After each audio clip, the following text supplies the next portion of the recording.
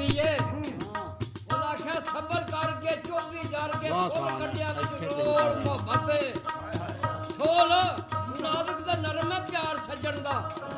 ਉਹ ਗਲੂ ਨਾ ਛੜਾ ਖੁਦੀ ਦਾ ਢੋਲ ਤੇ ਮਿੱਠੜੇ ਬੋਲ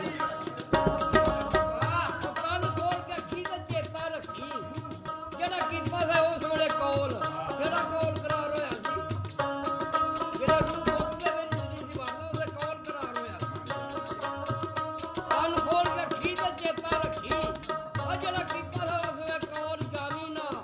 ਢੋਲ ਕਸੂਰ ਬੰਦਾ ਤੂੰ ਆਪਣੀ ਕਸੂਰ ਕਦਾਰੀ ਨਾ ਆਪ ਕਿਸੇ ਦਾ ਲੱਗ ਜਾ ਢੋਲ